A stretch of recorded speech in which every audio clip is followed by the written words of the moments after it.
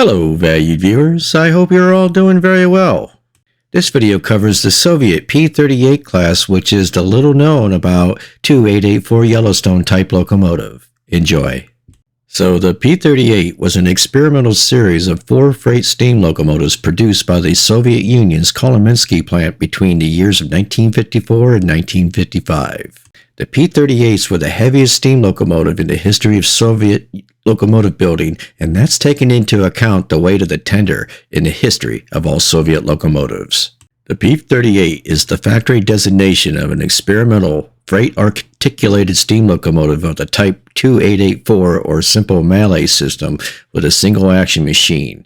It is a lightweight version of the same type of American steam locomotive known as the Yellowstone, which were among the most powerful ever built. By the 1950s, train weights on the Soviet railways had increased substantially, often necessitating the use of double traction. Locomotives were required that were much more powerful than the 151FD series locomotives in use at that time.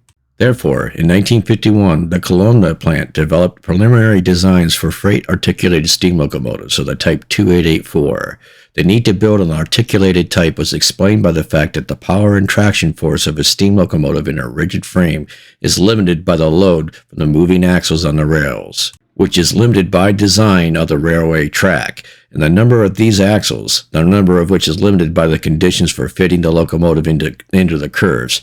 Suffice it to recall the experimental steam locomotive known as the AA, with 7 moving axles in one frame, which was created on the basis of erroneous ideas about the prospects for the development of the Soviet powerful steam locomotives, and was ultimately recognized as a technical error.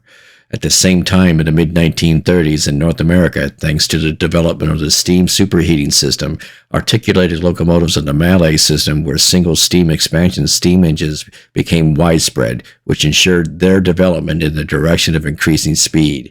They moved from the category of low-speed pushers to the category of powerful, high-speed linear locomotives. In North America, by the late 1930s, the 4664 Challenger locomotives were successfully replaced in the 412-2 locomotives in express freight trains. In 1930, during a long business trip abroad as part of the commission of the Supreme Economic Council of the USSR, L.S. Lebendansky, at that time still an ordinary designer and engineer, had the opportunity to familiarize himself with the production of powerful articulated steam locomotives at the Elko plant. However, the opportunity to begin developing articulated steam locomotives for the USS road network was only given to him post-World War II. Taking into account the accumulated experience in designing an experimental steam locomotive of the type P-34 project, Chief Designer Lebendansky had high hopes for this new project. In developing a working design, the type 2884 was chosen, and it was recommended that the load from the axles on the rails be taken at 23 tons, but the engineers at the Kolomensky plant accepted it at only 20 tons, since this ensured a wider distribution of the locomotive on the road network. With an axle load of 20 tons, the locomotive could operate on all main lines where FD series locomotives were operated, and with an axle load of 23 tons, only on sections with rails of the IA or P50 type. The working design was carried out by the Design Bureau at the Kolomensky plant under the leadership of Chief Designer Lebendansky and Engineer Somonevstev, and in December of 1954, the Kolomensky plant produced 2 experimental steam locomotives of the P-38 2884 locomotive.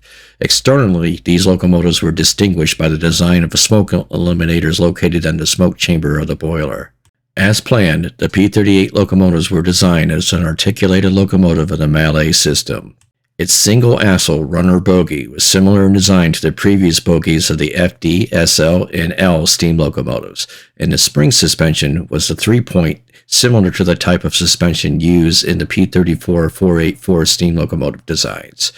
The locomotive was equipped with tapered roller axle bearings, adhesion weight increasers, mechanical coal feeders, as well as smoke exhaust shields. To reduce the problem of steam loss, the ball joints of the steam lines were eliminated, and the steam lines themselves were made flexible. The locomotive was also equipped with an L40 type superheater, similar to those in American practices. At the end of January of 1955, one of the locomotives was sent to Krasnoyarsk for experimental trips with trains on a difficult section in severe Siberian frost. In the same year, the Koloma plant produced 2 more steam locomotives of the P38 type, which were number 0003 and P38 number 0004. In February of 1956, at the 20th Congress of the Communist Party of the Soviet Union, a decision was made to stop further construction of steam locomotives and to widely introduce diesel and electric locomotives instead.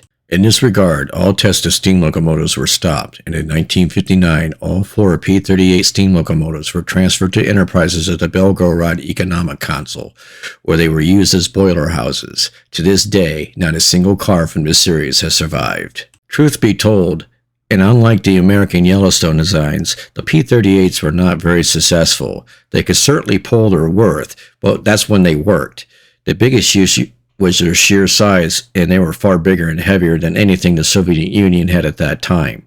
The slip joints often leaked steam, especially in the cold Russian winters, complicated further by mud and road grime freezing the joints. As a side note, the streamlining was purely aesthetic. It was an attempt to clean up the P-38's lines and give some visual appeal to an otherwise brutish-looking engine. Similar to how other Soviet heavy freight engines had various trim accents, some had colored paint schemes, and etc. And if you ask me, the nose of this thing kind of resembles a blocked-off T1 of the Pennsylvania Railroad. What do you guys think? And as a final note, the USSR had actually ordered the 482 plus 284 Garrett YA01 from Bayer Peacock of Manchester, England in 1932. So articulated locomotives were certainly not unknown to the Russian railroad administrations.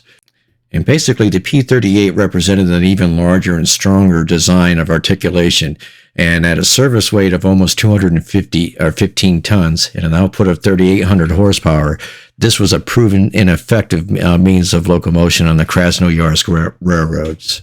So with that, the following specifications apply to the Soviet Union's Class P-38 2884 locomotive. There were 4 total units built, and they were built in the year of 1954.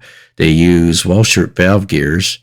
The axle load was only 45,107 pounds. The weight on the drivers was 355,782 pounds. The engine weight was 470,995 pounds. The tender's weight itself is unknown. The tender's water capacity was 15,840 U.S. gallons. The tender's fuel capacity was 38.50 tons. The main driver diameter was 59.10 inches. The boiler pressure was 213.20 psi. The high pressure cylinders were 22.64 by 31.5 inches. The tractive effort was 99,018 pounds. The factor of adhesion was 3.59, which is very porous. The total firebox area was unknown, but the grade area was 115.17 square feet. And the P-38s had a combined heating surface of 6,814 square feet. And the locomotive tested out at 3,800 total horsepower. And with that, I shall wrap up the video. If you enjoyed the content of this video, please hit the like button. And also, if you've not subscribed, please hit the subscribe button, as both the like and subscriptions help the channel grow immensely. And don't forget about the super thanks button on the taskbar next to the like button. And you can help support the channel efforts that way. If you don't want to do it that way, you can also visit our print shop at Nickel Plate Limited on Etsy.com.